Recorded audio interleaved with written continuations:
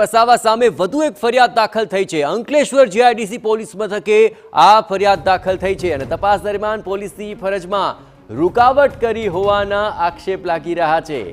અહીં ડિટોક્સ કંપનીમાં બ્લાસ્ટ થતા તપાસમાં ફરજ રૂકાવટનો આક્ષેપ છે। બ્લાસ્ટ બાદ ચૈતર વસાવા સમર્થકો સાથે સ્થળ પર પહોંચ્યા હતા અને કેટલાક લોકોના જીવ જોખમમાં મૂક્યા હોવાના આક્ષેપ લાગી રહ્યા છે। પોલીસ સબ ઇન્સ્પેક્ટર એબી શિયાળિયા ફરિયાદી બન્યા છે।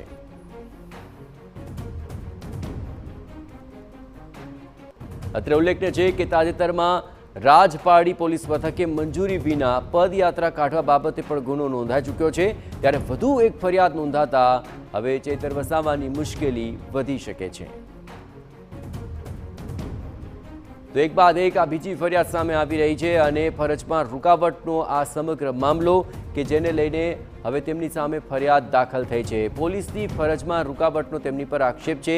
ડિટોક્સ કંપનીમાં બ્લાસ્ટ થયો ત્યારે સમર્થકો સાથે તેઓ ત્યાં પહોંચ્યા હતા અને હવે તબક્કે ફરજ પર રૂકાવટને લઈને ચૈતર વસાવા સામે આ ફરિયાદ દાખલ થઈ છે। આ પહેલા પદયાત્રા કાઢવા બાબતે પણ તેમની સામે ફરિયાદ થઈ ચૂકી છે અને આ સતત બીજી ફરિયાદ સામે આવી છે। વધુ વિગતે વાત કરવા જોડાઈ રહ્યા છે ટીવી9 સંવાદદાતા અંકિત મોદી। અંકિત, એક બાદ એક આ બીજી ફરિયાદ છે, ચૈતર વસાવાની મુશ્કેલી કેટલી વધશે? જે ચોક્કસ ચૈતર વસાવાની મુશ્કેલીઓમાં વધારો થઈ રહ્યો છે। ટૂંકા સમયગાળામાં એમની સામે આ બીજી ફરિયાદ દાખલ કરાઈ છે। રાજપારડીમાં તેમના દ્વારા ખનીજ માફિયાઓ સામે જે પદયાત્રા કરાઈ હતી તેની પરવાનગીને લઈને એક ગુનો દાખલ કરાયો હતો। તો બીજી તરફ ડેટોક્સ ઇન્ડિયા કંપનીમાં જે વિસ્ફોટમાં 4 કામદારોના મૃત્યુ નિપજ્યા હતા તે પ્રક્રિયા દરમિયાન જ્યારે પોલીસ કામદારોને ખસેડી રહી હતી બહાર તથા અન્ય જે કામદારોને ઉશ્કેરવા સહિતના મામલે તેમની સામે ગુનો દાખલ કરવામાં આવ્યો છે। ચૈતર વસાવાએ આખા મામલાની નેતાગીરી લીધી હતી અને મૃતદેહને સ્વીકારવાનો ઘણા સમય સુધી અસ્વીકાર રહ્યો હતો અને તે તમામ મામલા વિવાદિત બન્યા હતા।